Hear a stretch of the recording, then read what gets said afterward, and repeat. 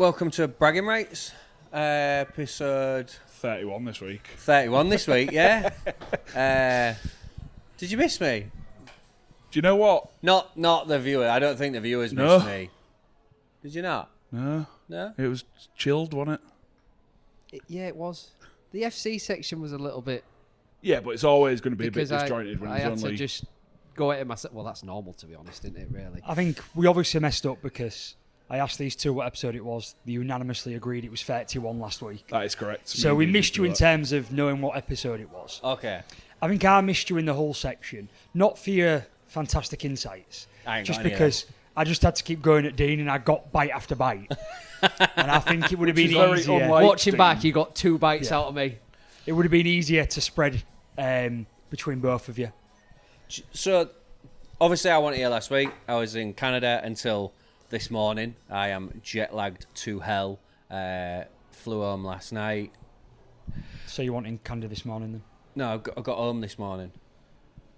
I was on the red eye. Which one is it, James? I was on the red eye. I left on the Monday night. It's now Tuesday. I arrived home on the Tuesday morning. Anyway, what I heard last week when I was on the choo-choo train from Toronto to Niagara was that you didn't need me. I said, if this episode goes out, we don't need Jimmy. Right. And that episode went out after about 10 phone calls to James while I was editing. I've got some facts. 8 hours later. Dean has grown his hair out to see how great it's gone from him trying to upload the episode last week. So I started this comment with, you really do need me. First of all, you didn't manage to set the light up properly, which people have commented on. So no fucker could see Josh, which in Rachel's words isn't a bad thing. Secondly, you called out last week as episode 31 when it was 30. And lastly, don't be misled, anyone that's watching this. Yes, Dean managed to get the podcast edited and available for our followers. I do need a pat on the back for that. But that was on the back of 4 phone calls in the space of 2 hours whilst I was on a train from Toronto to Niagara Falls, totaling 34 minutes to do the audio and teach Dean how to use a mouse and keyboard. 3 more phone calls after I arrived in Niagara Falls, totaling 27 minutes to do the video editing whilst I was waiting to check into my room at the Sheraton. He was bored, so I thought I'd pass the time. And you also called me the night of the recording to check you'd set the audio equipment up right. Do you know what, Dean? I think, Jimmy, you should give him a little task to lay a carpet, right? And then come on to a podcast that goes out to hundreds, sometimes thousands of people and call him out for the time it takes for something he's not trained on. It's the first time he's done I it. could do an half-decent job of the underlay. You said well done. You too, didn't you? You said... Yeah, I did say well done at the end. Thanks for your efforts, I think, was your words. I said well done at the end for tolerating me and my stroppiness whilst I was trying to enjoy my vacation. He's been to Little America for, what, a week and a half, and he's using the term vacation. Yeah. I did live there for 3 years. Come on, let me off. Anyway, welcome to Bragging Rights, episode 31, sponsored by Comscaff, recorded at Tribal on Kingswood. Your intro was better last week. Thanks, mate. Tried really hard at it. Don't tell everyone. Crack on. Crack on. Well, we did win. We will start. It's common occurrence that this season, isn't it? I asked this before and said, what weeks have you started? I think there's 2 or 3. Yeah, And it wasn't even a dig, it was just more to try and remember when it was. And I think it was the one where you played the Challenge Cup game first. So, sort of by date, first game you of went the season. First. First game of the season. Because we was above you in the league. Because you just scraped past Carson, we bad Catalan. Their highlights I've of this season are going to be terrible. There'll just be people limping off holding the backs of the top honestly, of the leg on it. Do you know when you do the end of year awards, I know how theirs is going to go. Hardacre is going to get everything, right? Rightly so. They're going to need ramps to get most of the injured players in, so they need to pick somewhere that's like accessibly friendly, right? And then they're going to show a slideshow, and on the slideshow there's going to be the famous picture from the Catalan win, because that's the only great team photo they've had. And then the first Jake week Connor when you was above us in the league. Oh, wait, knocking Wigan out the cup, beating Wigan at home. Don't forget doing Jake the double Connor of the shushing league. us Yeah, just last week. there's a few. Beating Wigan in the cup and in you the cup, effectively. I love this little narrative. I told you time and time again. 10 years ago, however long ago it was, all them days ago when you won, when you played in that little 4-team competition. 4-game competition, sorry. Sorry, yeah, you won it this year, didn't you, when there was an extra couple of amateur teams joining in? Thank you very much. Thanks for recognising that. And like I told you all, Who then did you play I'm first sure there was round? more rounds back in York. 2005. Wow. 2005. No, Yeah. didn't we? Most Oh, of our we listeners played weren't York. born, mate. You're living in ancient history. We're all about this year. God. Coming from the lads who lived on 10-5 for 40 odd years. And We- you we weren't had even to, it's all born we then. had. And have you still got a bar called the Of course we 10-5 have. bar? And what's interesting about that, Jimmy, is because we own our stadium, we can call it whatever the hell we I want. think you called it that when it was still owned by the council, so don't go there. To be fair, it's been like that since the National League days. Well, and the beauty is, again, I've actually got To a be sign. fair, when I went to Speedway, I the think old it was times. called the 10-5 bar. and again, because we own our own stadium, we're Okay. even able to rename the name of the street that the stadium's on. That's how good we are. Has It that wasn't gone the best through? name, was it? Hasn't quite gone through yet, but So it's still Poorhouse it's Lane? all in with the council. These things take time. They're too busy trying to collect rent from the stadiums they rent out to teams and stuff. So when that comes in, they'll be able to move problem on. with that, mate. I think there's only one team in Hull that don't pay their bills, and that's Hull City. It's not the two rugby teams. Come on, let's move on to Hull Kingston Rovers defeating Yeah, you're the 6 St minutes Helens. into your 15-minute section. No. Anyways, No. the first thing I've got wrote down is it was very different, felt very different. I know it was a home game, but even the intensity and the attacking shape that we showed was very, very different to the Leeds game. I don't know what it was about that Leeds game. I'm not taking anything away from Leeds, but it was like an anomaly. That wasn't the Rovers that we've come to sort of know and love this season, but Well, we did get, sorry to jump in so quickly, but we did get called out on Twitter. There was a post going around, weren't they, saying last week that yeah. apparently there's a podcast in Hull, a Hull and Rovers one, that is calling out saying that Leeds, it's from a Leeds podcast, saying that we was lucky to beat them and so on. And you replied a few times and put some context in, and that didn't actually happen. I think, I listen back, because I listen back most weeks just to see how we got on, and I feel like we both praised Leeds quite highly. I think we both gave them the credit that was due. We was well beat. I think I said multiple times we didn't have a foothold in the game once. We didn't really look like coming back. The only couple of things that could be misconstrued is that I'd said a couple of chances didn't go our way where we might have built a comeback, and I also said that Leeds playing like that, you only need a few things to go wrong and a game can turn. When you're offloading that consistently, when you're throwing the ball that much, and when you've got, as you spoke think it about, was me Dean, about the risky you bit. said about the way they bunched in as a defensive line and tried to almost crab around. The balls land over the top and you're in the corners, especially against people like Ryan Hall, who superstar of the game, but he's getting on an age now, he's a bit slower. And we said all these things, but obviously sensationalist social media, you take what happened in that game anyway as my main comparison here. You're absolutely right.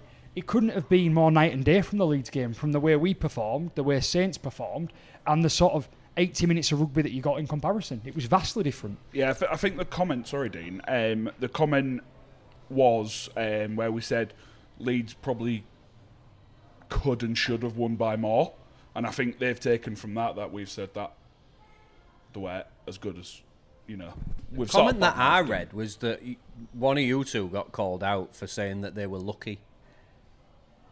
That's the comment I read, and that was like Loiners. I know we should go on something. to Saints, and I'm the one that's deviated, but I think it was a misunderstanding of probably me saying on another day they don't all come off.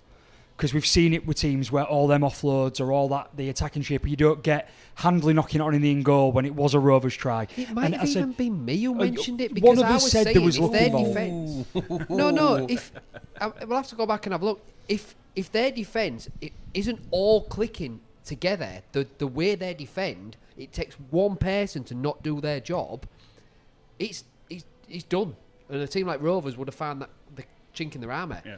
So maybe it was, I don't know. Look, But maybe that's what it was, but I think in comparison, because we've covered that bit off, it was vastly different. And I think the term I sent to you guys and the term I've sent to you, Craig, and I fully believe this, as daft as it sounds, it truly felt like the first stage of playoff football for me. I said that mentioned at that on half Sky. time, I think. At half time, I put a message in the group and I said, this feels like playoff rugby. It's tight, it's tense. you could sense that from the crowd as well over the TV.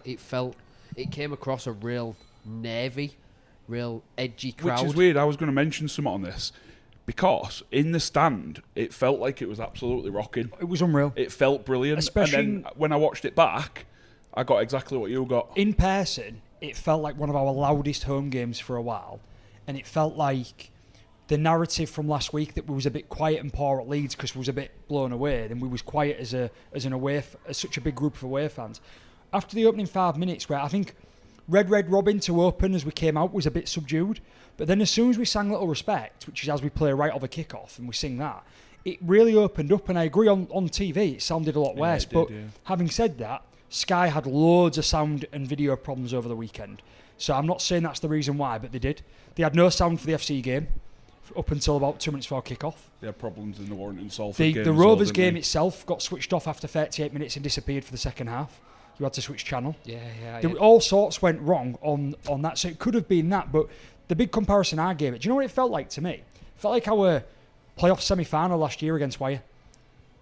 Cat comments, I want there. Very similar, tense atmosphere, but the crowd really being behind the boys and feeling like we was in a position to win the game, but never quite far enough ahead on the scoreboard to feel comfortable. So that's where it was for me. Yeah, massively. And I've got a couple of negatives I just want to get out of the way because they really grind my gears.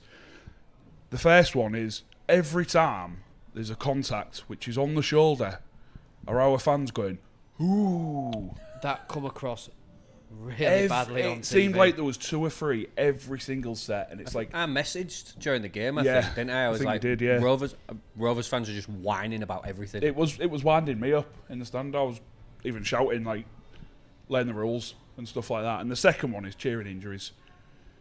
Like both teams did that on Saturday. I was disappointed with that. But they did it back to us. Yeah, they did. Would they have done it if we didn't?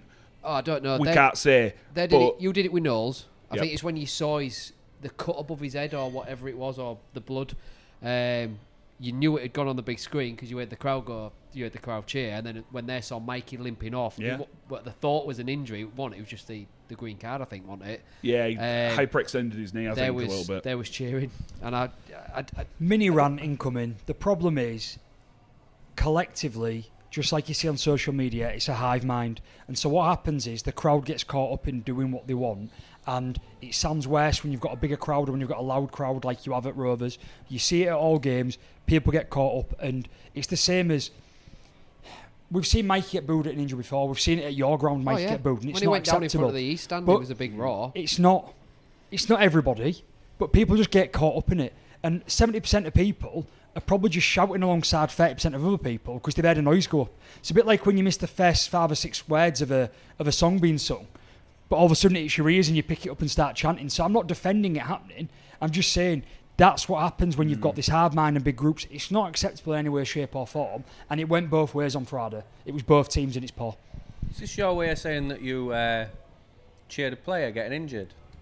No, you I got think caught up in it and didn't realise. No, I didn't. I put in the group. I did not cheer either. I'm only kidding, by the way. This is where I stand. At the sort of start of the East Stand is quite an interesting spot because you generally don't get a lot of songs started from there. They sort of come from the heart of the East Stand and spread outwards. So we are often a little bit behind on that. And also, coincidentally, where both incidents happened, we're at my side of the pitch, give or take. So you're seeing them a little bit closer on if your eyesight's good enough. So you're kind of aware of like, didn't think he was out in that Martin tackle, which we'll talk about shortly, I'm sure. I didn't think he was out in that. Let's wait and see. Oh, he hasn't got up. Oh, he has got up. Oh, he looks to be bleeding. What are we cheering for? You know, I get that kind of luxury because I do get 4 or 5 seconds extra before crowd noise filters across, which sounds daft, but it does happen because every ground has that pocket that starts the majority of songs and noise. So, yeah, I wasn't cheering, Jimmy, thank you. I rest my case. Good. Didn't think you was. You didn't have to Ladies explain and yourself. gentlemen of the jury, I rest my case. Well, yeah, it was very pleasing defensive effort, especially coming to the business end of the season. And also, which we'll speak about in a bit more depth in a moment, but Reece Martin's yellow card when we went down to 12 men temporarily went down to 11 when Mikey went off because we didn't bring anybody on in his place, so we was defending against 13. A very, very good attacking 13, I might add. May I add, I will say the word lucky. It was luckily for you, it was Knowles that went off and not another player. I was them. just going to say that. Sorry, because if it was any other player, I think I wouldn't say they'd scored, but they'd been a bit more threatening because Knowles is like Mini is. It's your Asiata, isn't he? Yeah. Knowles will hold that middle together.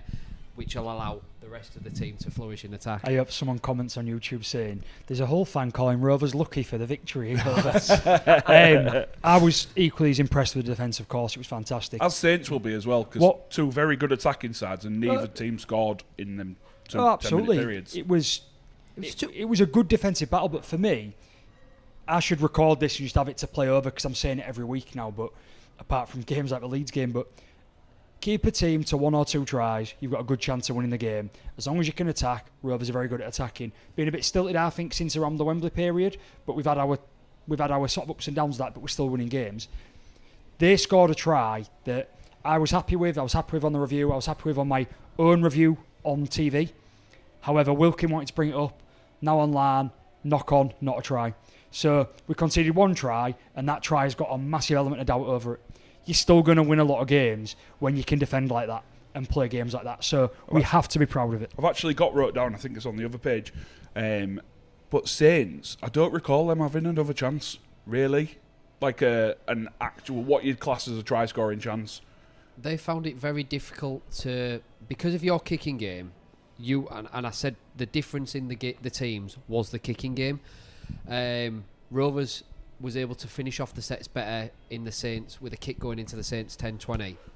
Saints wasn't able to do that because they had a poor kicking game, and Bai was just dog awful with the kicking game. I don't know why they didn't try anything else. He's not a 7, is he? No, he's not. 6. And that was the difference for me. You had a better end of sets and was able to start pin them down for your defensive sets, and you was able to start your attacking sets in better positions. Won us a game, really, our kicking game, because it bought us a lot of territory and it bought us a lot of field position. Because you both nullified position. each other in attack, really, ultimately. Absolutely. For me, there was an advert, and we didn't just use Mikey. May kicked, Morg kicked. But for me, there was an advert for, you always pick Smith in the England team for his kicking.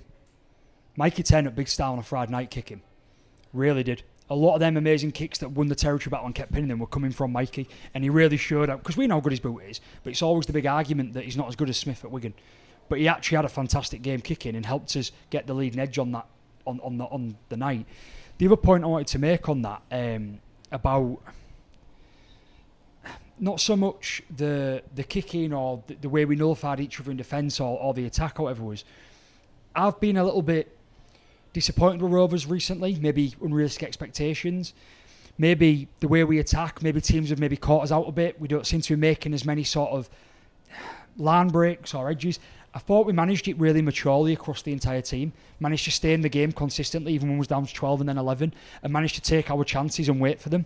It was a really mature way of doing that without panicking, without winning the territory and being up there and having chances. But the main point being, the reason they had no chances, and I said this against you guys, they'd made a mistake, and this is to call out, I can't remember the guy's name who you called out last week. Wellesby's the first name on an England sheet. Why? We said he probably is because he's the only fullback. Saints are poor when they don't put Sailor at fullback. He's found his home in that position. He does not want to be on the wing. He doesn't want to be on the wing. If anything, centre's probably a good go, maybe for him to go somewhere else. You found out early in the season, apart from the first game against Salford, that he shouldn't be in the halves. And now you've got Wellesby back. Put Wellesby somewhere else. Put him on the wing or in the centre if you must have him in the side. But Jesus Christ, did he get absolutely battered all night and turn up and do nothing? And part of that is because of how good our game plan was to nullify him. But that's rugby for you, and that's how we played the game and how good the kicking was. They messed up from day one, because Sailor and Wellesby must have been 3 or 4s out of 10 for me. If he's that good, sorry, I've been away for a week. If he's that good, he should be able to adapt to a game plan that's, based on nullifying him. You at the minute, you put a game plan together and try and nullify Jake Connor. Ain't gonna work. He will find a way. Wellesby doesn't do that. I'll go a step further with Wellesby. He's living off a winning try at the MKM Stadium 5 years ago, whatever it was. He does not turn up, or if he has, it's been very rare in the big games. Winning try that no one was even there to watch. He doesn't turn up against the big teams. He won't turn up against Wigan this week. He won't turn up if you play him in the playoffs. It'll come back and bite me maybe. But he just doesn't. He'll play well against your Cassis, your Huddersfields, or teams like that. But against the big teams, he won't. He'll get eaten by the Australians. Yeah, absolutely. He actually will. But to be fair, I think a lot of our players will. And you spoke about Mikey's kicking game, that 40-20.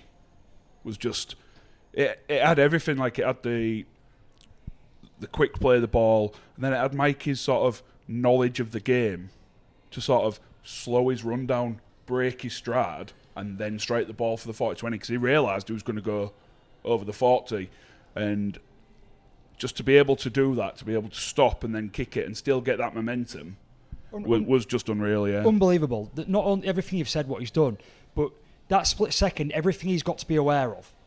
To know there's the gap, to know the kick's on, to stop himself before the line, to put the kick on to be perfect. And then it's gone, and the way our team rallies and get round, and then not 2 plays later, Mikey's the one that's set up and give the great ball for the assist, which really you can call the winning try. Yeah, or the try that really gave us the edge and got us open in the game, and it was all Mikey. Now, that's unfair because there's so much more been involved, but in that 60-second period, Mikey Lewis turned around and went, here's Man of Steel level of performance, here's why all the noise is around me, look what I can do. You're in, and I don't want to give too much credit, I'm going to, you just mentioned it felt like a playoff game. In these playoff games, you need players like a Bevan French in the grand final last year, just step up with a bit of magic. Mikey did it within the space of 90 seconds, bang the 40-20 and then put the pass in for Budgie to score in the corner. I was very impressed with the kick over Wellesby's head as well. When Wellesby was with the trainer, Mikey noticed that Wellesby was receiving form of treatment, instructions, whatever he was getting, and Mikey just put it over his head and landed it in the 20, which I thought was very impressive. We're still reaping the benefits from him working with Mags for so long, but now we're really starting to see the benefits from having a head coach who was a halfback himself. Yeah. He's still growing, he's still so young. All right, let's get on to the incidents then, because I'm sure we're going to want to talk about those. For me, I felt the Martin one was a lazy arm. It wasn't a swinging arm as such. Yes, he's caught him flush on the face. And Knowles was going down from the tackle of Hiku, I think it was. What are your thoughts on that one? Happy with a sin bin in. I think that Saints are very unfortunate. They got one of their best players and informed players off and didn't pass his HIA, which is unfortunate in Knowles. Knowles, I believe, was hurt from what was a non-deliberate challenge to the face. I think it was accidental. It's rugby, it's tough. He did more damage hitting his head on the floor. That's what caused the cut, and I think that did more damage to the concussion. However, he's hit high. There's a lot of speculation back and forth over to whether he was out before he hit the ground or not. I think he was. I think he was from what I've seen. That's just on the replay, though. I feel in that situation, when it looks accidental and there is mitigation, the yellow card is fair. I think that after the fact that he's now got a 2-game ban, it's an absolute joke. Is a mess for me. I think you have to be punished. I mean, I can stomach 1 point. I think the rule that you get a 3 extra points because a player's failed a HIA doesn't then take into account that they get to bring on their 18th man because they failed a HIA. So how much extra are you getting? For me, it has to be one or the other. It's either you can't bring the 18th man on, but this player's going to get heavily punished and get 2 games out, maybe 3 games out or whatever, because getting extra points. Or, well, actually, you've got your 18th man to come on. And I think the biggest bugbear, because we'll get to it in a couple of seconds when we finish the Martin, or a couple of minutes when we finish the Martin incident, is the consistency in what I see is the Delaney challenge being worse. Absolutely, without a doubt. For me, Martin's coming in on the side. He's got more to aim for and he still hits the head. Were you saying, like, the punishment? 2 years ago, we were saying players weren't getting punished enough. And now you've just said that it's too much punishment. We need to sort of find this middle ground. I said on the day, Lav, yellow, both yellow. That is still my opinion now. Yellow. I'm happy with both yellows. I do think if Martin had got what Delaney had got, then I think that would have been a bit fair. I think Martin's been a little bit harsh done. But it's easy to answer, and it's only your opinion. But you believe both were yellow. Yeah. Do you believe what Reece Martin did is worthy of a 2-game ban? No, not 2 games. That's my point with it. And the point of Martin hasn't got a bad disciplinary record. He hasn't played that much for us this year to build the points up. So he's basically getting it off 1 incident. Yes. That's where I see fault with the system. I am going to throw a spanner in the works. I do think Martin's was worse than Delaney. No chance. And the reason being, he's coming head on to Delaney. Delaney's ready to wrap. Delaney's not ready to wrap. Delaney uses his shoulder. His arm's there, arm out, ready to wrap. Martin is coming in from the side with more to aim at with an arm. He wasn't swinging back, but his arm was still out doing that. See, I understand your point, but I'm not buying that. I'm not defending what Martin's done. The arm's come around and caught him in the face, but what Delaney's done is put a shoulder straight into somebody's face when the player isn't falling. There is no mitigation. Doro's a big bloke. You can't say because Doro is dropping. The guy gets tackled. His legs are getting taken just split seconds before Delaney's. Before Delaney got happened for that, I'd already wrote about the player. That I complimented him last week when people were talking about who's a future star. I was saying Delaney's one of them, but he's got to channel his aggression in a different way. Oh yeah, he's got form because he did it against Wakey. Even the Saints fans are saying he needs to start his He's a bit of a penalty machine. He's a little bit overly aggressive. He's getting caught for lots of high challenges. For me, the mitigation's barely anything. The Doro one, he's gone straight in now. I think it's worse than the Martin one. Okay. And I think I'm frustrated because I don't see how you've come out the end of it, and purely because a player's failed the HIA, but you've got to bring a player on for him, that we should get 2 matches and Delaney only gets 1. Here's a question for you then. So you're saying it was a yellow. Mm-hmm. How aggrieved do you two guys feel given that Cust was sent off for something which, in reflection, was probably a lesser incident than what Delaney did to Doro? We've talked about the inconsistencies this year, haven't we? It's just it baffles me because shoulder to the face. Cust didn't even have to go to disciplinary; it just got passed out on the Monday. Because I see in very similar instance. The only difference is, as you've just said, there's no way Morg was dropping. Cust just went for his first in that incident back at the start. Whereas in this one, you've just told me that Doro's dropping. 2 players going for a ball, less than a foot apart from each other. We're not going over this. Cust was never going for that ball. Morg had the ball in his hands for 15 seconds before Cade Cust just decided to take him out. Go on then. Sorry, Jimmy, what was you going to say? I can't remember. Too late now. On that point, just what I wanted to note this. It feels a bit fucking naughty to say it when we win a game. Thought Kendall had a decent game overall. I said that. Ooh. We was talking at the game. I thought he was absolutely clueless. Oh no, I thought he had a good game. The game flow, I thought that... For both teams. To say that he gave both of them instant yellow cards, which is what people want to see, they want the game to carry on. Jack Smith giving that, not Chris Kendall. Yeah, but he's gone to him to discuss it, laid the law down. I don't think that's bad. He hasn't made the decision himself. If you've got a video ref using, we say that. I mean, across the board, I know fans online like to say that Rovers are always offside. Every team's always offside. Get on board with it. The ref takes them back 11, 12 metres. I felt there wasn't any really particularly egregious penalties that I thought were wrong. There was no decisions I thought were wrong. I could stand and be mad about them scoring a try that I want to try, but again, that wasn't him, it was video ref. So overall, I come away saying we're very quick to bag on the refs, when the reality is refs are no different to players. None of our players are perfect week in, week out, and we come away going, he had a poor game, he wasn't great, but we call the refs out every week. Should worth calling out. I thought, to me, the guy had a pretty good game overall. Agreed. I had a dream before I was having a fight with him and nearly punched Laura in the face, so I can't like the guy. I'm not allowed. Sorry, what? After the Magic Weekend game where you beat us 34-30, Kendall was the ref. Yeah. And I don't know why, because he didn't have an overly bad game, because it was like academy against academy, effectively. Was that when Minnie got that try disallowed under the post, which shouldn't have really been disallowed? Possibly, that might have been why I was angry subconsciously. But that was a video ref, not him. But I was having a dream on the night that I was having a fight with Chris Kendall, and in my sleep, I've gone like this. And it was only because Laura heard me like fidgeting around that she woke up and saw this fist coming towards her and went, "Whoa, what the fuck are you doing?" And I was like, so I was actually fast asleep. So she went, "Do you want to wake yourself up right now?" Worst excuse I've had. Laura, there are numbers you can ring, there are places. Come to mine if you don't feel safe. Just come to a pub and ask for Angela. Like, you'll be. But yeah, I just can't. But anyways, we move on. On that note, are we? Yeah, just going to quickly wrap up. A couple of points left and we'll wrap up. Because you're 23 minutes into your 15-minute Rovers section. You're just mad because Dean's done loads of talking on your section. I'm not doing anything. Anyways, I just wanted to quickly touch on our try. You've mentioned Mikey Lewis, and you've mentioned, obviously, Budgie scoring the try in the corner. The pass from dummy half, that set that up. Jai Whitbread went in at dummy half. I didn't notice it at the time, but I noticed it on the watch back.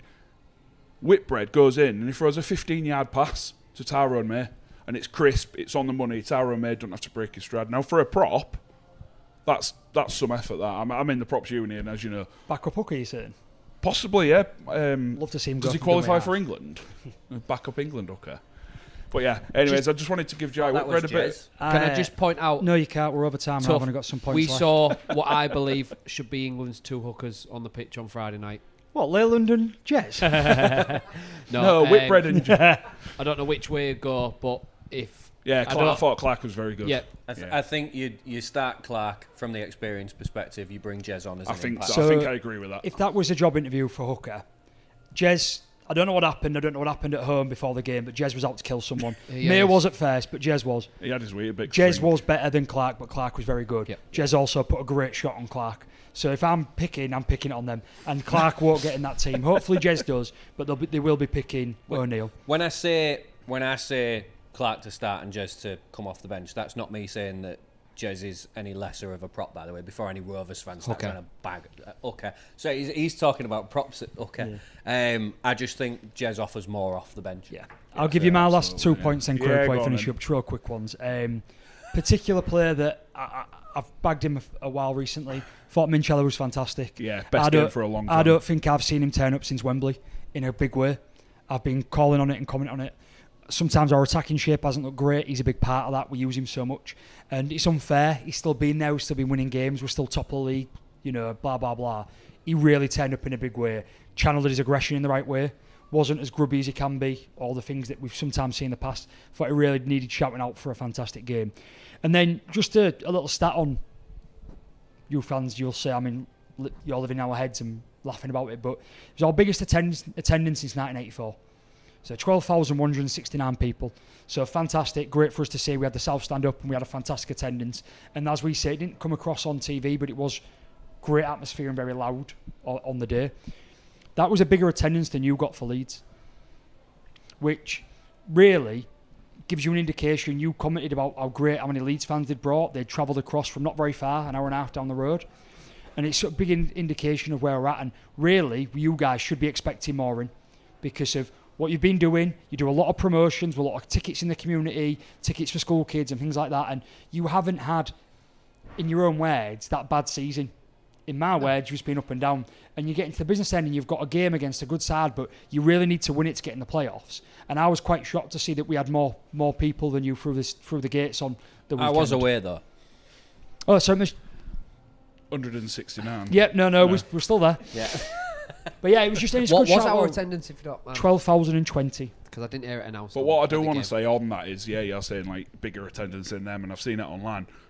And Kai Fowler put on, why not celebrate? 24,000 people from this city went to a game of rugby over this weekend. Yeah, I know it's horrific to think about, but you probably question whether it would be that high. But I mean, if it was just one club, yeah. Like, we'd piss all over the rest of the league, wouldn't we? Like, this city, for me, is what you thinking? The biggest rugby league city in the country. Hull Kingston Thunder Sharks? I don't know what you'd call it. But anyway, he's got his finger on a button, so we're going to... I've got to do a roundup. I got chowed at last week for not doing the roundup of the Rovers. There's only 2 things to mention. That's what he said. Yeah, but mine are only really short. What I said is, No, I'm doing my last... He's just shouted over me. What I said is, I'm going to do the last 2 points and he's going to finish. And then Dean started talking again. I only asked what the... Craig is the only person allowed to talk, and then Craig's going to send Susan to the sponsors. The Academy, final home game of the season. At home, lost by a bit of a drubbing, to be fair, 38-0 to St Helens. So, rounds off poorly, a very good season for the Academy. And the girls under 14s, I just want to mention them. They won the Premier Division of their age group, and on the 6th of September they're playing Alton Raidettes in the semi-finals of the playoffs. So, well done to the girls. And then over to Susan for sponsors.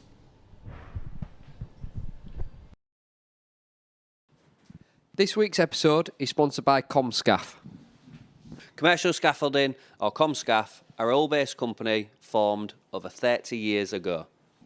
They offer a safe and professional scaffolding service nationwide.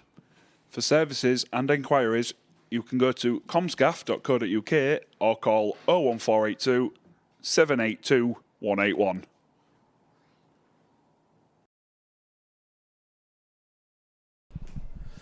Right, let's talk about our game.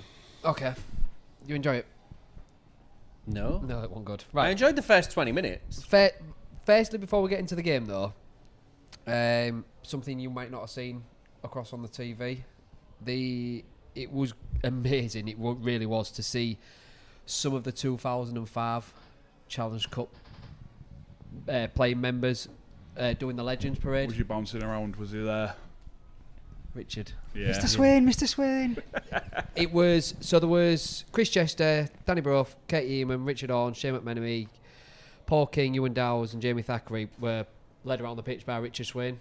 And it was just, I had goosebumps when they come past and they was playing Status Quo, rocking all over the world. And it was really nice, especially since it was 20 years to the week since we beat Leeds, and it was pretty fitting that we played Leeds that week. It was just I thoroughly enjoyed it. Unfortunately, the rest of the afternoon went downhill quite rapidly after that, but I wanted to just mention that because I'm sure whoever was at the game, if you witnessed it, it was a really, really nice moment to see them guys back on the pitch again. So, yeah. Sorry, you said that. Did you enjoy it? And even as a fan of your rival team, who does like to see you lose, I don't like to see you win. I'm one of those. That was not enjoyable. I didn't enjoy that. What's that? Your game. Oh, no. As usually some Rovers fans go, oh yeah, they've been absolutely hammered. Oh, that was absolutely brilliant. I didn't like it. No, and it's been not for me. I've gone for what reason? Like, is it because from my perspective, I'm thinking, is he thinking because Leeds are probably the ones that are going to challenge him at Old Trafford? Well, that's now you've mentioned it, but it wasn't part of why I was saying it. It wasn't a very enjoyable game to watch as what I would class as a somewhat slightly neutral, but how good your effort and determination has been this season, it just seemed missing. It was there for 15-20 minutes. Yeah, and then it just disappeared. You know what the game changed on? It was changed might be the better word, because it was quite an arm wrestle for that first 15-20 minutes, however long it was the captain's challenge. Leeds went down, I think, shortly after and scored 3 really quick tries, and from that point onwards, heads were down, and it was all Leeds. But you aren't seeing that from all this season, even when you have gone 3 tries down in a couple of games. We were still battling. We just, and I think you want to say something, don't you? Before I was sad. I only make a handful of notes for the FC side, and 2 that I've got is the first one was I was really impressed with your opening 20 minutes. You've just said that. I was quite pleased. There was a good arm wrestle going on, and I felt Hull were really holding their own despite makeshift team, if you want to say, and some players out of position. But there's comments online, there's a couple of articles about it as well around. It's massive now for you guys not to fizzle out for the end of the season. And what Craig's sort of alluding to there without saying it as such is that performance wasn't terrible, but it almost looked like the back end of last year when there wasn't the heart and effort, and I don't think that's fair. My opinion is, and I mentioned this last week, particularly about Hardacre, just knackered. Yeah. Everyone's knackered. It's a long, tough season, and your players, the ones that are still putting it in, there wasn't really any, Caesar's been poor for a couple of weeks now. Hardacre's had 2 subpar performances. I disagree. I thought Hardacre was superb for all. He give everything. He was involved. He give absolutely everything, but he's just not, because he's giving absolutely everything, and you can see, as is every other player on that pitch, and I'll get into it a little bit in a minute. He's just not able to have that spark about him. That wasn't me bagging on Hardacre. I've already said how well he's done this season. I did bag on him last week because I thought he had a poor game at Saints. My point being is, he looks like there's no more to give. He's trying. He looks knackered. The team around him looks shattered as well. And it's almost like how much can one man do? And when the entire team's performing below average, you say thought it was fantastic. The guy still only had a 5 out of 10 performance. You can't reward people high ratings just because of effort if the team still aren't doing anything. Agreed. My perspective on this, obviously watched it on the TV, weren't there to sort of feel how it was going as I normally would be, but I don't think your comment's fair in terms of a lack of effort. I watched that game and I watched it to the end, unfortunately. I didn't see a lack of effort at all. I think the one thing that was still there was effort. I think your comment's probably a bit more true to what happened was we were knackered. All I wrote down, I got to 20 minutes and I wrote down the word attritional. because that's all it was. It was just back, forth, just battering each other, proper arm wrestle. And then the next thing I wrote was, first time on our try line, they scored. Yeah, that was mentioned. And then and that's when it just started rotating for them. And I didn't see it as a lack of effort from us. I saw it as a lot of people playing out of position, just not in the right, not mindset. Just out of position. You know what I mean? When you're defending out of where you used to, and the person next to you defends out of where they're used to defending. What do you expect against a team that's attacking as freely as Leeds are at the minute? But I can't put it down to effort, and I won't bag on the players for effort. I think they still put effort in right to the end. So, agreed. If they didn't, that would have been 60. Yeah. So I was struggling to write down as we do, we all jot bits and bobs down, and I was sat there last night, and I said to the wife, Hannah, I says, I don't really know what to write. She goes, we lost the end. She goes, I don't know what else you can write. So we had a laugh and joke about that. But today I wrote down, and it's pretty much how I'm feeling at the minute, and it's a bit long-winded, but I'll read it out. So I said, it goes, I think at the end of the season he's going to come 3 or 4 weeks too late for us. It really is a squad that has given absolutely everything, but looks like a squad that has no more to give. We've got everything out of them we possibly can. We knew this could happen. A small squad at the start of a rebuild is just one of those things. It will be a shame if the season fades out in these last 3 games, but I will not accept some of the crap our fan base has been spouting after that game. Most games this season we've been in it. We've enjoyed some amazing victories this season, things we wouldn't have thought possible back this time last year. Building a very good squad for next season, moving in the right direction off it, and let's be honest, every single one of us all fans would have bitten a hand off for a 7-play finish, which is probably what we're going to get now. So let's put everything into perspective. Yes, I'd love the playoff spot. I think you would have loved the playoff spot as well, and it's still possible. But let's not get too downbeat about Saturday. This season has been a massive step in the right direction. One we, like I said, would have snapped a hand off for at the start of it. So I'm gonna even if we lose the last 3 games of the season, and we finish 5 or 6 points behind Wakey in 6th place, I ain't gonna be disappointed. And I know for a fact my team are gonna give 100%. Whoever's on the pitch, whatever players are left to put on the pitch at the end of the season, because we are depleted. We spoke last week. We've got a good 13 to 17, but when you're in the middle of a rebuild, you ain't got that squad depth, which we just haven't got at the minute. So we probably are going to be using the Kent brothers for the next few. Maybe Charles will come in, a few other youngsters as well. One thing is for sure, they are giving 100% when they pull that shirt on, whether it be this week, Warrington the week after, or Catalan. And no matter what happens, I am still going to be absolutely buzzing with how this season's gone and looking forward to where we're going. So I think one problem that we've got is the fact that we play you all lot next, and I know we'll preview that later on. I think next week will kill us off.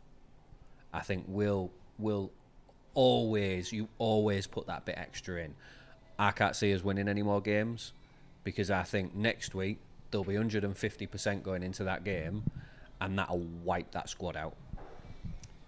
I mean, yeah, fair point. Well, we'll get to that in the preview. I think, Dean, what you said, really nice sort of read up there and whatever you feel. It's great because you boys do deserve, and I have said this throughout the year, we're almost acting like the season's over for you, which it isn't, but it almost feels like it is. I get that.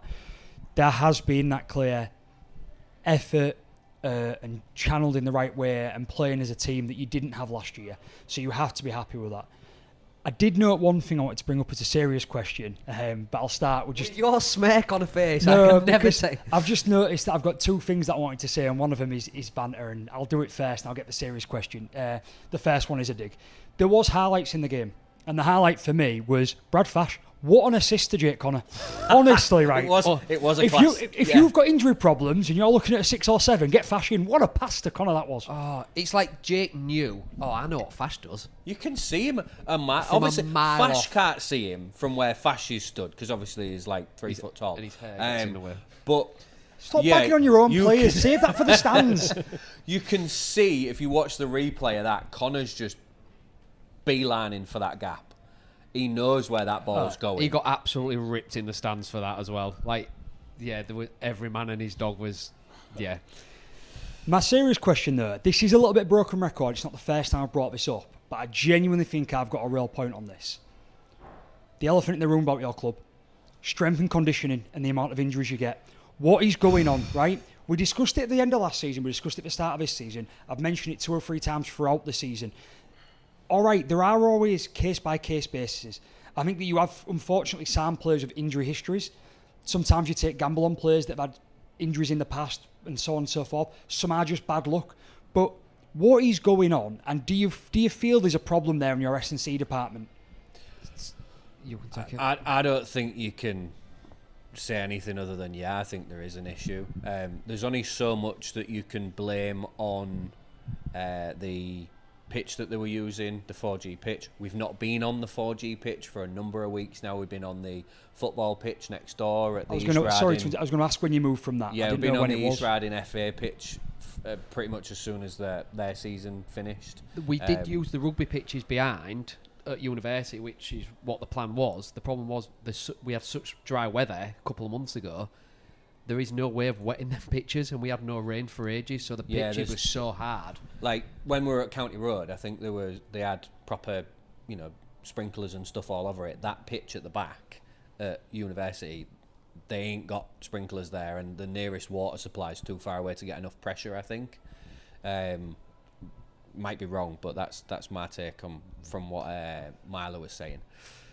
But if you're training on a well-watered pitch like we have been at the East Riding FA, and you're still picking up these hamstring injuries, which we were blaming on the 4G pitch, there is something wrong in our S&C department.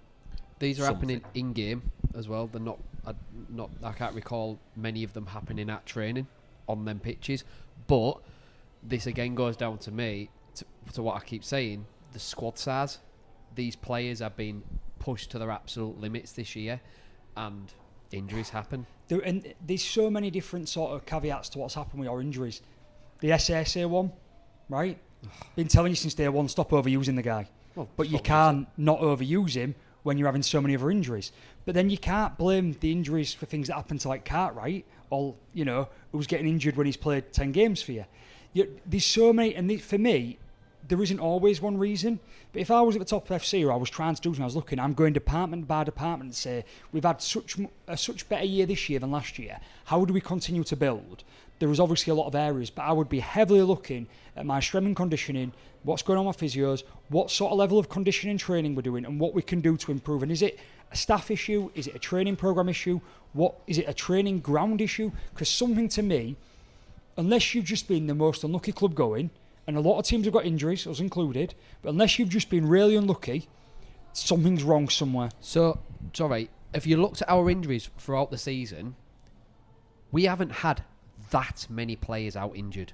We've just had a small squad where you've lost a couple of starters, and it looks like we've had a big injury problem. At most, we've had about 4 or 5 injuries over the course of the season. It's mounted up these last few weeks.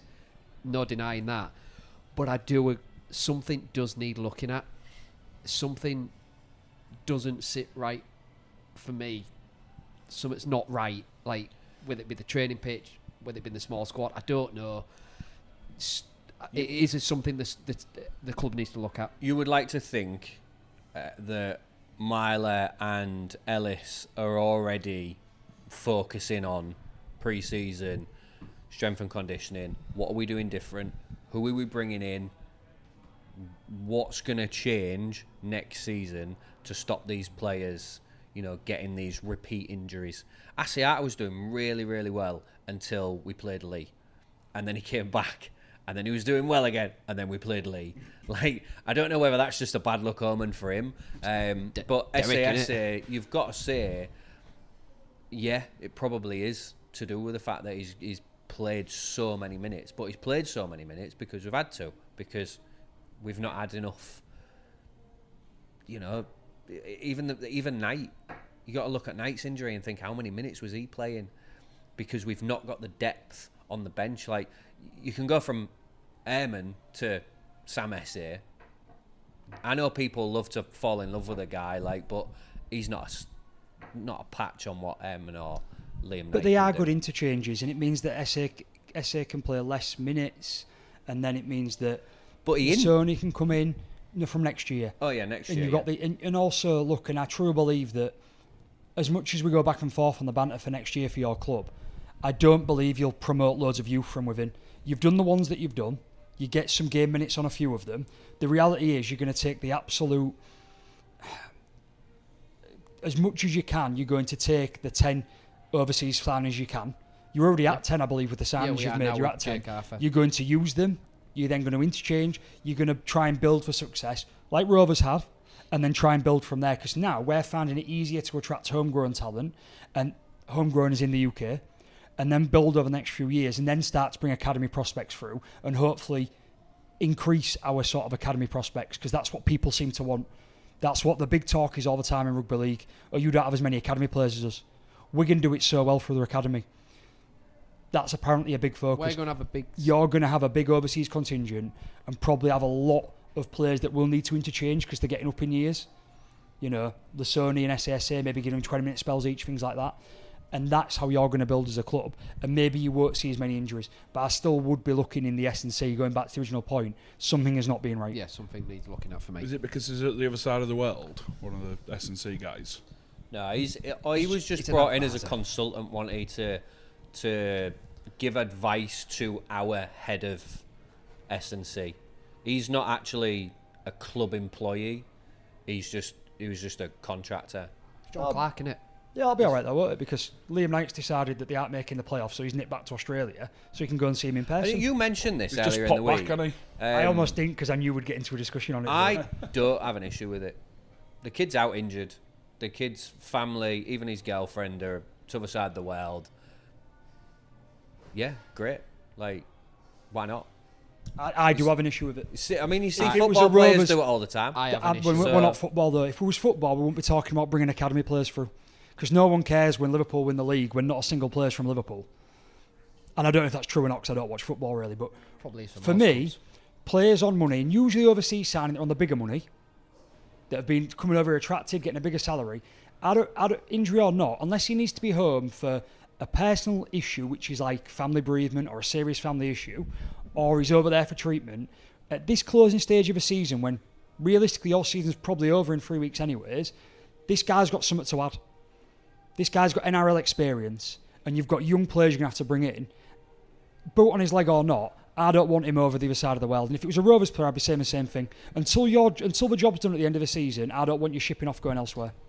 I'm pretty much the same boat as Josh. If something is wrong, home life, something needs sorting urgently, family bereavement, that sort of thing, then fair enough, you go home. But he was out injured. I believe he went home last week.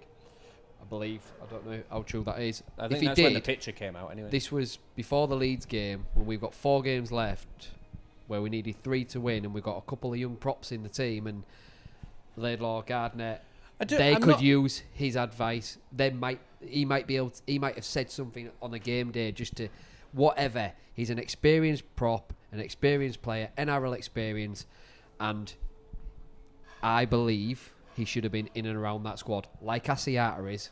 Asiata hasn't gone off anywhere. He's running the water bottle in the game. We saw Price on the pitch of his boot on 2 weeks ago. Right, so I'm not in there saying every game when he was injured. And surely as well, sorry Jimmy, you can finish me, but surely there's a treatment process to go through. Surely there's physio or his treatment or his doctors to check in with, or there's things to be done. You can't tell me it's good for you to travel across the other side of the world. Well, on that aspect, they'll be in touch with another club. NRL, his closest club. Our S&C guys in Manly anyway, so you've just said that yourselves. Is that where Look, I'm not saying that I don't understand your perspectives. I do fully understand your perspectives.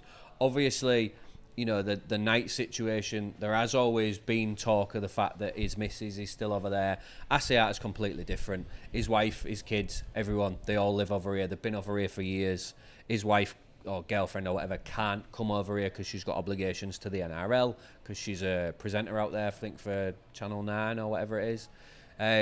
So it is different. You know, to use Price as an example, all his family are over here. It's completely different, and I think it is horses for courses. So yeah, I'm not against it, but I do completely understand where you two were coming from, or three, if Greg agrees. I'm never really out there on it. Don't care, do you, mate? That's not No, a not Rovers bothered. player. Just, Give a toss. I know we Yeah, spoke pretty about Leeds earlier on. We did come up against a red hot Leeds team, a team that's flying at the minute. They were lucky. And I'm gonna put it, we made them look good. Is that what it was? Brad Fash made him look good. They are my tip for the grand final, by the way. It's not just because of what I saw on Saturday. It's because of the way they're playing as a whole, especially over the last few months. They've turned you over twice. They've beat Lee, beat a full-strength Wigan side earlier in the year. I just think, you know, when you just get a feeling about a team, they're just giving me. I just feel something about them is making me think they'll do it. And if they don't, it's going to take a pretty special performance from someone to knock them off. You went for Wigan pre-season. Did I? You changed your mind now. Oh yeah, I've changed my mind. Fair enough. I know it don't matter on because Jimmy did real well on the grand final. He predicted Warrington. Did I? Yeah. Yeah, but I predicted Rovers for the Challenge Cup. You did. just to wrap. I think most people on that Leeds point, Dean, I think most people watching Rugby League that watch more than their own clubs now are starting to think on that wavelength that Leeds are probably the in-form team or the team that look the most dangerous. Absolutely. They are carrying a few injuries and starting to carry a few more after this week as well, which always a watch out. There's a chance they're peaking a little bit too early. Only There is that slightly. chance. Yeah, there is that And chance. I think the big thing for me is if they can't, because it's so late in the season for them to come up and start doing this, if they can't clinch second place and they have to play that one extra game to get themselves to the grand final, I think that could be massive because that week off becomes huge at the end of the season. So there's a That lot. was the difference between you and Warrington in the last game. I believe so too, last year. And the other thing for me on this, said last week there was a comment, it wasn't to bragging rights, but it was on Twitter about part of a discussion that we'd had about Leeds, which is around Jake Connor, and I'd said he realistically is man of steel now. Now there's a few articles saying have we overlooked Brodie Croft and what he's given to the team. Leeds fan had said you've been disrespecting Connor all year. He's been at man of steel standard all year. I just wanted to answer that. Incorrect. If he's been at man of steel standard all year, they wouldn't have lost 8 games. That's not how you play man of steel standard all year long. When you're up there consistently, you're getting the points every week. You're at the top of the league all the way along, but you don't have the off days and games like he's had. I think now he's surely going to wrap it up, and I think these last few weeks he's been the best or one of the best players in the league. But you do have to do it consistently, and Leeds have had some appalling performances this season and have a number of losses under the belt, and that could be what kills them at the end of the season if now Jake Connor's form doesn't carry all the way to the end and they have to play an extra game. Could be. Right, just moving on. It was an awful week for the other teams as well, unfortunately. All FC's academy side were defeated 46-18 by Leeds Rhinos on Friday night. At least you scored. Yeah, the other two teams didn't. Well, which will add up to 3. All FC's wheelchair team got nilled by a strong Halifax Panthers side in the first stage of the playoffs. The game was played in Manchester as part of the end of season finals. I think there's a couple of rounds you play. It's not just. I don't think that means they're out. There's another couple of rounds to play over the next few weekends. And Hull FC's women also lost their final game of the season, losing 36-0 to London Broncos women's team in the championship on Sunday afternoon. I think London have won the Women's League, I believe. Yeah. Okay. So, yeah, pretty torrid weekend all round for our sides, unfortunately. There we go. Yeah. To me then. So, Tribal this week. They're showing all the games from the reverse rivals round. So Thursday you have Huddersfield and Leeds, Salford and Catalan. Friday there will be Castleford and Wakefield. There's a Saturday game, I don't know which one that is. And I think it's Saints Wigan Friday night, and then I think it's Warrington and Lee Saturday, is that right? Yes. Is that right? And then wrapping up with the only proper derby in Rugby League. If you're at a loose end, got nothing to do on any of those days, fancy watching a bit of rugby, then crack on. Saturday night, there is a Clubland night hosted by DJ Josh Vine. Starts at 8 p.m. with free entry, and that's on Saturday, 6th of September, as I've just said. And don't forget, if you've got a season pass for both Rovers or Hull, you can get 15% off any bill that has food and drink, as long as you bring your pass. And then just moving on to a little advert for the Rugby store. So the rugbystore.co.uk have become the only place in the UK where you can get hands on new era NRL caps, which we've been sporting for the last couple of weeks. Dean went full boy band. They've got caps for every NRL team in either team colours or in blackout. Head to the rugbystore.co.uk or visit them in-store at Prince's Quay in Hull to get yours now. They also have official NRL shirts, training wear and accessories, along with shirts for Super League teams and a retro corner where you can pick up vintage NRL, Hull FC, Hull KR and Super League shirts. So anyone else wants to rep the Mariners this year, head on down and pick yours up. My lot are playing your lot this week, I Are think. they? Yeah. We're going to lose. I won't say the my lot, but... Well, what's on your head? Okay. So they're your lot now. The price sticker, I think. Yeah. Right, what are we on to? Are we straight into the derby Going to do preview? some quick fire news because there's just a couple of main points. So I'll just dumb down to a couple of them. Okay. Probably the breaking news that's just happened just now. So hopefully by the time you listen or watch this, you should know. But Wire have announced that Sam Burgess will be staying on for next year. Unlucky. So there was obviously quite a lot of speculation around his role, but they have come out and said that despite what's gone on this year, they still believe he's the man for the job, and so they will be keeping him next year. Fair play. Just some notes on Salford. I think this is still particularly big news. Today it has been announced that the second in command, Kurt Haggerty, has left the club by mutual consent. This maybe doesn't come across originally as that big of a deal with the amount of changes they've had, but it is huge because he was going to be the 2026 head coach and Paul Rowley was going to move to the director of rugby role. So it just goes to show what more issues they're going through and more speculation for what's going to happen next year, because now they still, realistically, will they have Rowley? Probably not. And now they won't have the guy that was meant to take the job anyways. So there's a lot going on. And just in part of protest over this, Salford do have another protest planned for this Thursday before the game, starting at the usual spot and heading under the bridge into the ground to continue protesting everything that's gone on and the poor ownership and management of the club. I've heard Ryan Brierley's attending that as well. Yes, Ryan Brierley was the rumoured. I'd seen there was a rumour there was going to be a superstar attending, but we didn't know who it was, but we believe it's Ryan Brierley if that's been confirmed, or I don't that's know if the it's been confirmed, rumour. it's the rumour I've heard, yeah. Two real last quick ones to finish then. Just one a little bit Rovers related as well. Willie Peters has accepted a role as an assistant coach for the Ashes under Kevin Walters. So he'll be going in to help the Aussies against England for the Ashes series. Good for him, good step in his career as well. Probably not good news for England, having one of the top coaches in the game going across to the other side for the Ashes. And the final one, I do think it's important to bring this up. We do try and mention the academy in the women's game as well, but last weekend in the Women's Super League, York Valkyries player. This is not funny. Well, it is funny, but It's the best red card I've ever seen. York Valkyries Sinead Peach was sent off in the 79th minute versus St Helens after a penalty was given against York, which all but guaranteed the St Helens win.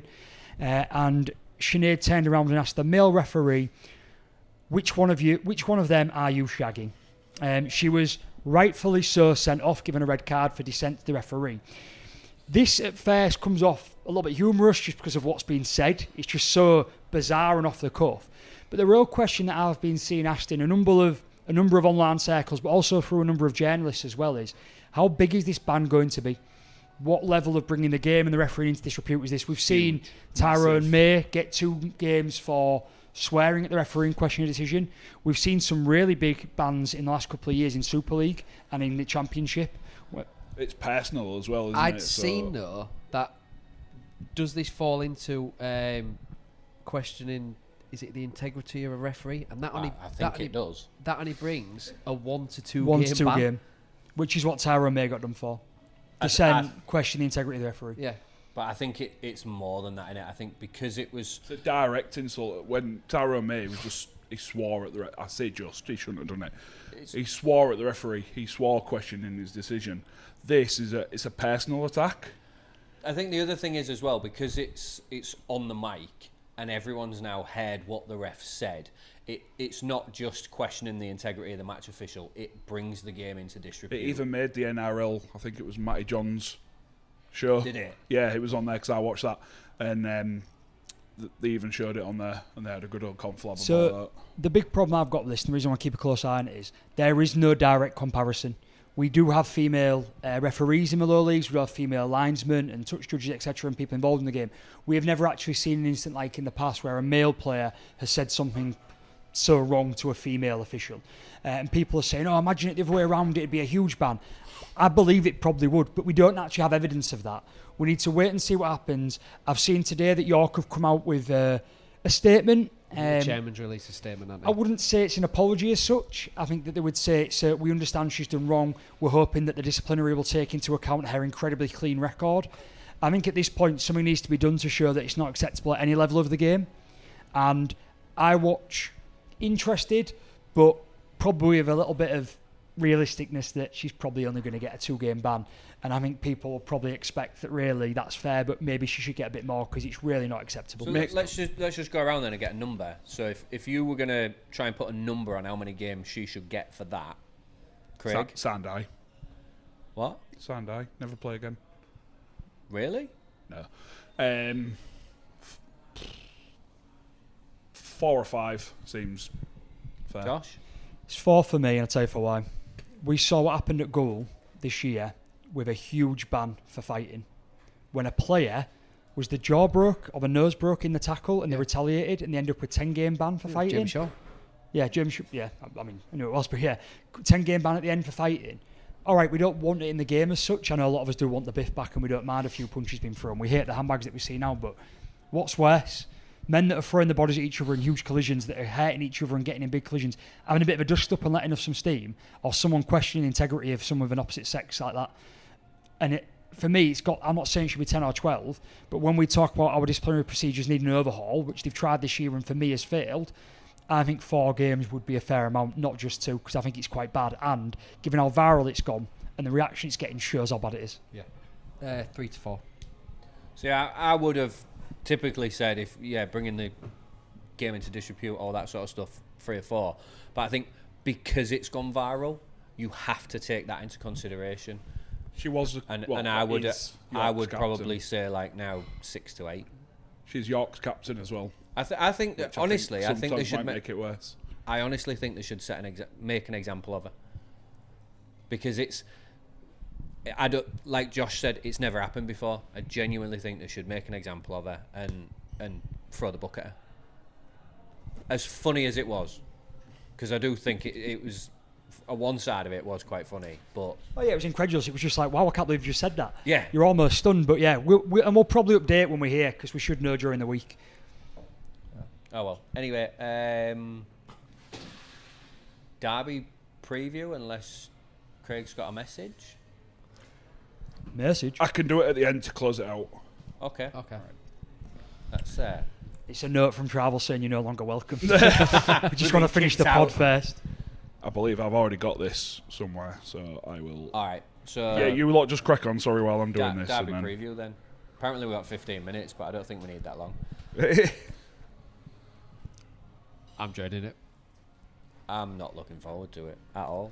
I was sat there when tickets came out, and I'm sat there refreshing. Like I need to get these tickets. And then I got them, and I'm like, what have I done that for?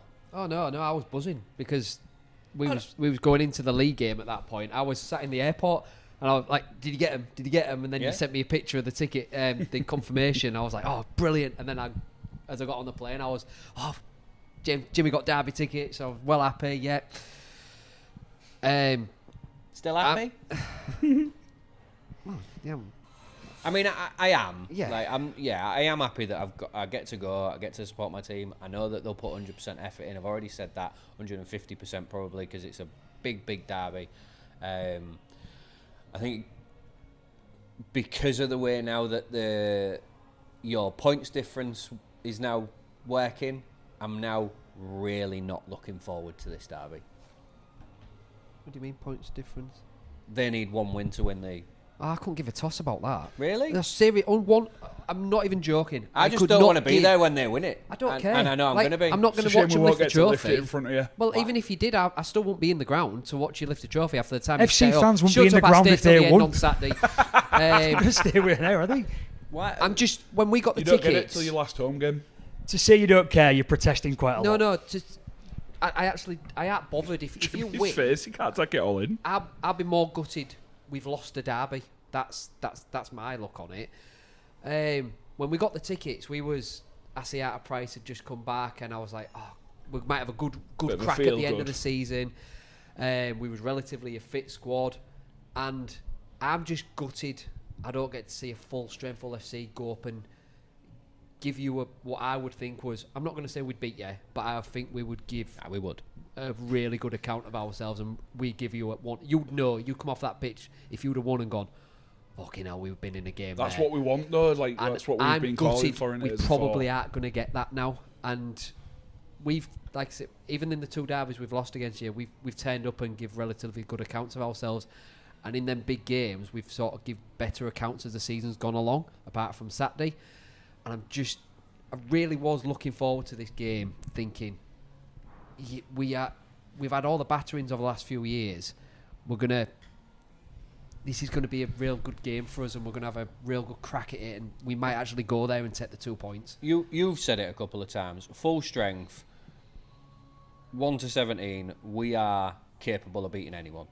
On our game, day, and on a our one-off day. yeah, you've said that a number of times, and I think full strength coming up against you guys. I'm not saying we'd win. I would never say that. I would never be that not confident, but arrogant to say, yeah, we'll beat Rovers at their place. But like he said, you'd know you'd played a game if you went up against us full strength. I think coming off the back of this, I think your players will know they've been in a game. I don't care who we put out on that pitch. An old player is always going to hit you that little bit harder if you're a Rovers player than he would if you're a Leeds player or a Wigan player or whatever. You're always going to know physically that you've been in a derby. Dread to think what Jez Layton's going to do to some of their players then. I hope he's in a better frame of mind than he was on Friday. But I don't think the scoreline will necessarily reflect how much extra physically we'll put into that. On the It game, is a derby and anything can happen. I wouldn't say I'm particularly worried about it. I don't think it's going to be the mauling that you guys almost seem to think it might be. Saying the score won't reflect the effort. I think for me, something's kind of twigged what you've said there, Jimmy, because you said it earlier and the two marry up really well. Yeah, I think you put the effort in. I do think your players are knackered, and I do think that might show. And I think that they will try and put those extra big hits in and a bit of extra force, and I think that might be your undoing on the day, because I think it'll take it out of you. And so for maybe the second half, you'll be absolutely down in the doldrums and tired, and we will. We've really spaced some of our players really well this year. Luckily, Tanganoa, the minutes they play, how fresh they still can be, them coming on in the second half against a depleted pack or a depleted team you've got that have been putting that extra in, it could be a game changer. I think that might really change the scoreline, the outcome of the game. I mean, my sort of point to what we were saying earlier, yeah, I think this might be what kills you. I wouldn't have said until you spoke earlier that I would have backed you to beat Wire week after this. I really would. But what you said earlier about everything you're going to put into this game and everything's going to happen, how it's going to unfold and fizzle out towards the end of the season, I can really see it, unfortunately for you guys. I think that this can be a defeat. You'll hold an account of yourselves, but it won't be enough to be close to the game or win. And then you'll be so tired and the players will be so down, as we've seen already against Leeds, so really fatigued. It is going to really fizzle out, and that's going to be quite unfortunate and a bit of a shame for the end of your year. I know. To have any chance, for us to have any chance, we said that arm wrestle that we stuck in for 20 minutes, that can't just be for 20 minutes. Our Reds can't go down if decisions and players go against us. Basics, we have to tackle anything that moves. We have to hold on. We've got to complete high. In attack, I've got no doubts. The ball, given half a chance to our strike players, Martin, Barron, players like that, they will finish off any half chance given to them.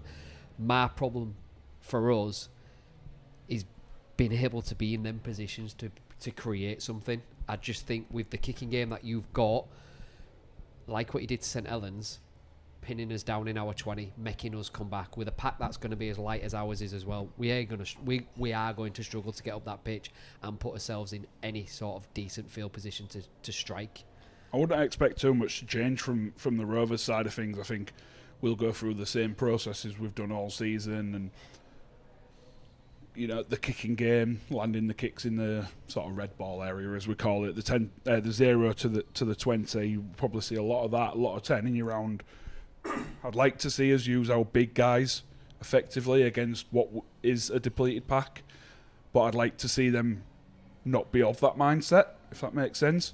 Thinking, they're a bit smaller than me, I don't have to run full tilt. I want to see them running full tilt from the off.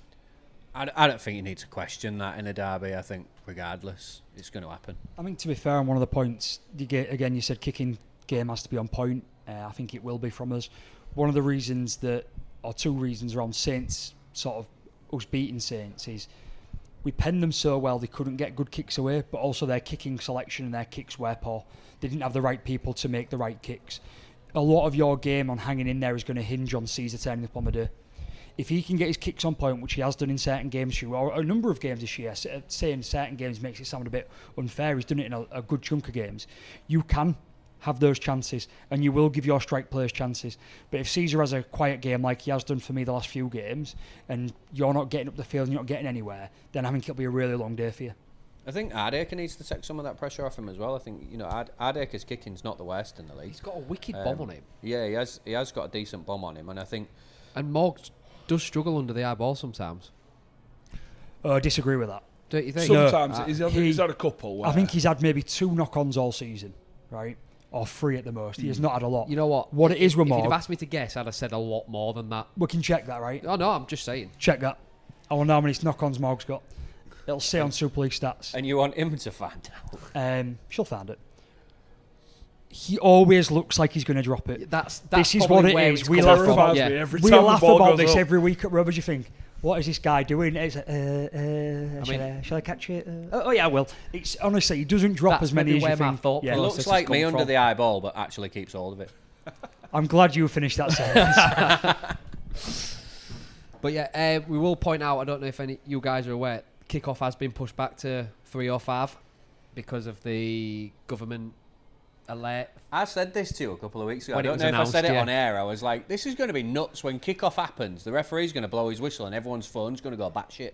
It's going to mess with you guys that are leaving at half time to try and get your buses and taxis, isn't it? You're going to have to remember that. I have.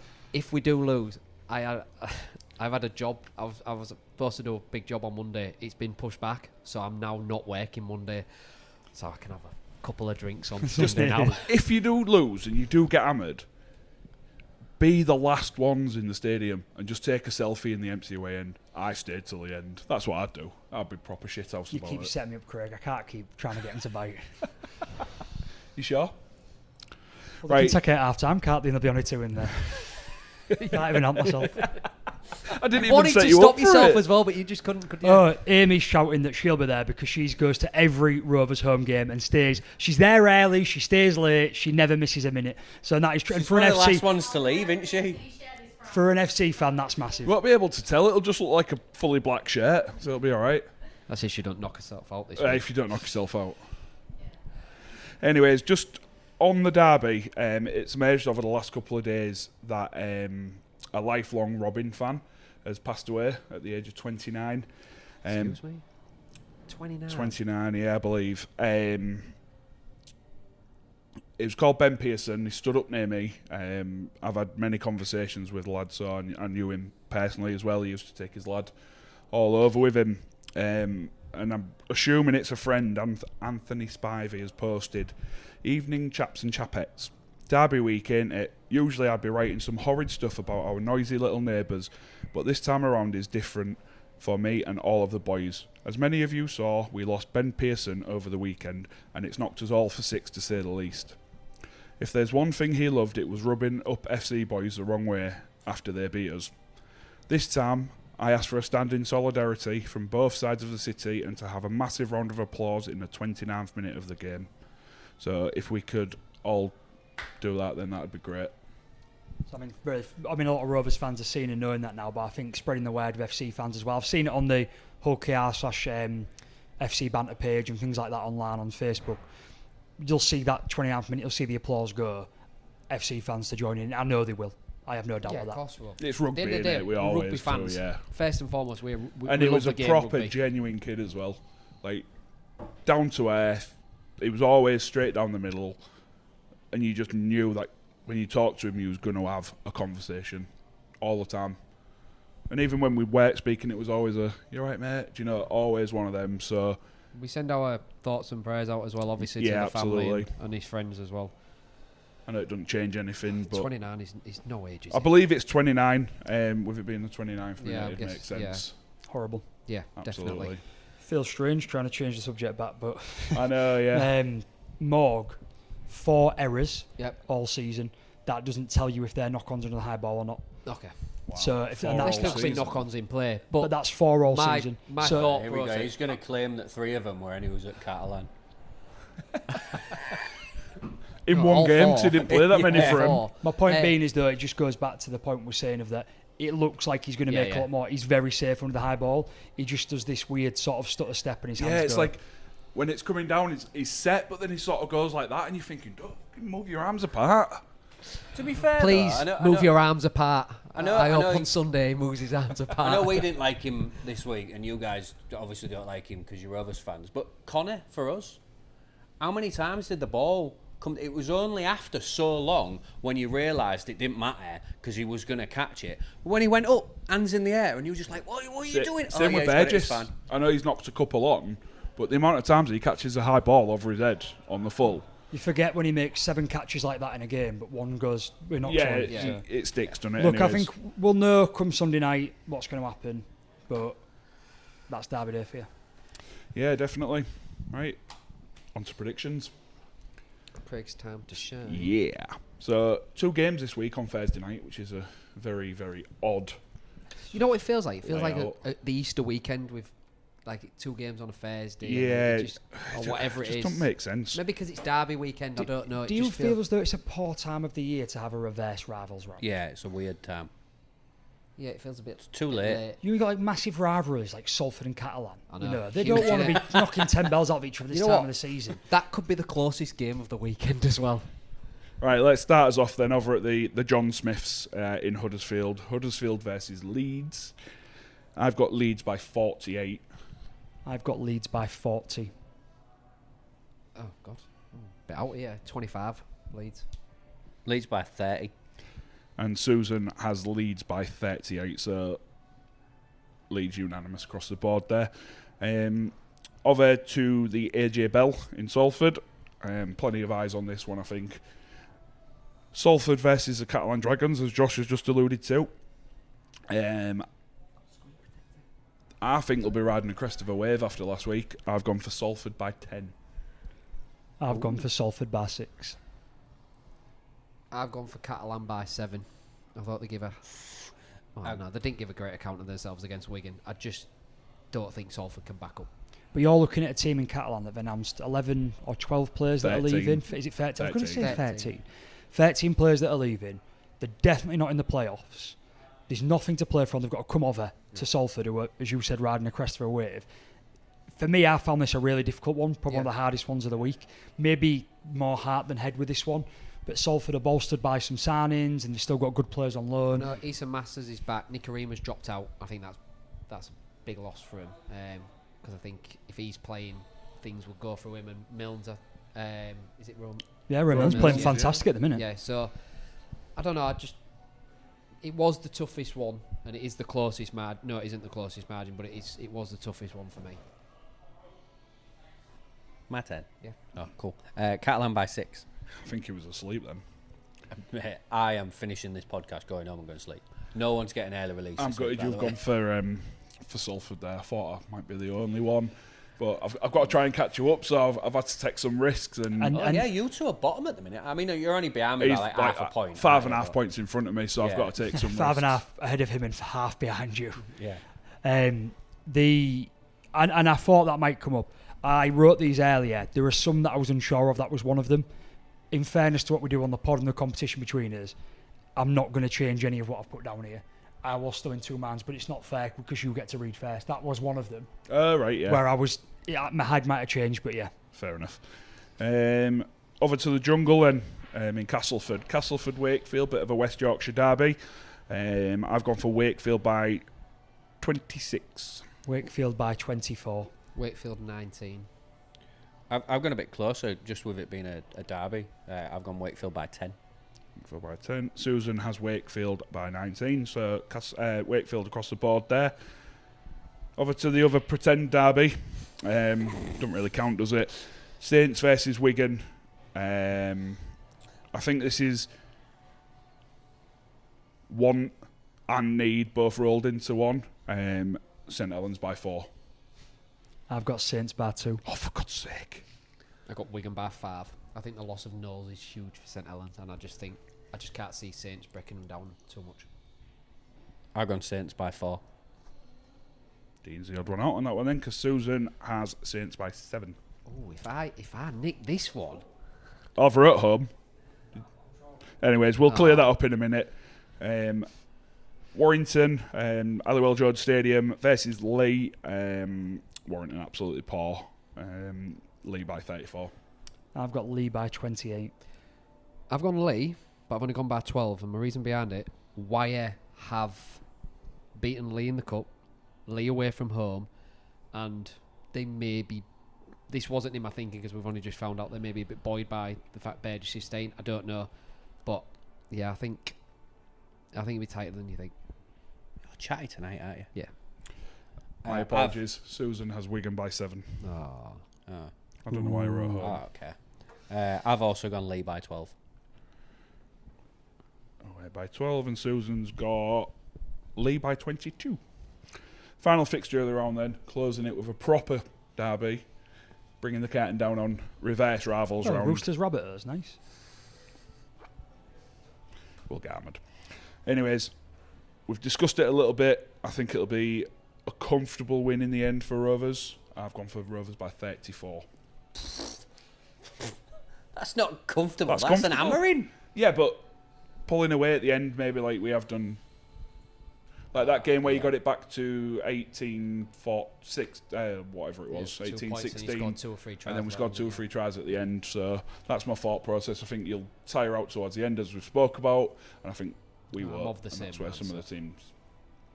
Rovers by 18. Just say it. You don't have to talk I'm only too doing much. it because I want to win this league now. I'm top of this league in our bar, and I want to win it. I'm in it to win it. I've gone Rovers by 25. I've gone Rovers by 16. And Susan's also gone Rovers by 16. So it's heating up. 3 rounds to go. It doesn't matter what happens at the end. I would have won. I got the Challenge Cup right. You've taken my points from me. I also got the I Challenge didn't Cup right. I didn't take the points from you. I feel aggrieved. I didn't take the points from you. I would like to... And I took them from Jimmy because he was chasing me at that point. I know they don't count because we brought Susan on board, but I would like to do a review towards the end of what we all Of the predicted. total points. Well, don't No, forget we've got to add in our... no, not to include them, because I can't remember who we had for Oh, right, Man of yeah, Steel I've and got them stuff. all wrote down So it would be anyway, good yeah. to remind the listeners and remind me and maybe some of Yeah, you yeah. guys, not to add the points on so I can joke about that. I want to know. We could do what the actual league is, and then we could do our true league, what it would have been. I don't care about that. I can't remember what I put. Yeah, Oh, we right. don't need to. We'll do that once Leeds have won the grand final. We'll after that. It won't be wire, will it? Well, I won't do it tonight because it's been a long one already. It But has been a long one. yeah, So I've got a bit of an announcement to make. You know, daft lad. It's pretty much a decision I made a couple of months ago, if I'm being honest. I informed the lads just before I went away. So for me, I love talking about rugby. It's the best topic of conversation. If anyone wants to talk about rugby with me, I'll happily sit there or stand there with you for however long. And especially with 3 of my best mates. But I do find the recording, the camera, I do find it quite uncomfortable and daunting at times. So I have taken the decision to step down from my presenting role at the end of the season. I have discussed with Jimmy and a couple of lads about a role off camera, which I think we're going to take on.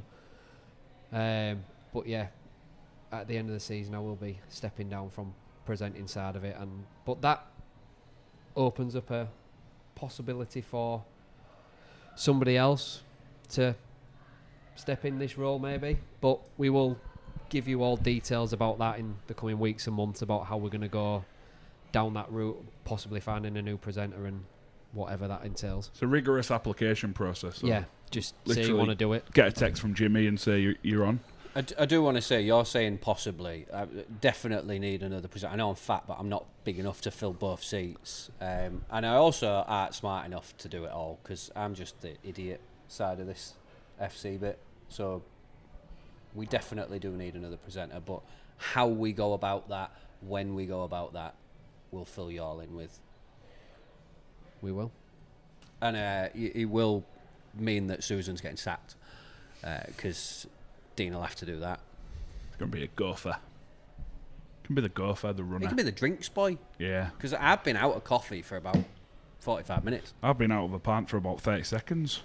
Because you tell me to make it last, because I can't hold it. So, well, that wraps up another episode. Does. Yeah. Oh, it says Dean, I've got to do this bit, haven't I? You have to do this. So bit, we've got to say thanks to our sponsor, Comscaff, and thanks to Tribal for hosting us again. It's much appreciated, and hope you've enjoyed this episode. Do I have to go first? You have to go first. Okay, see you, bye. See you, bye. See you, bye. See you, bye.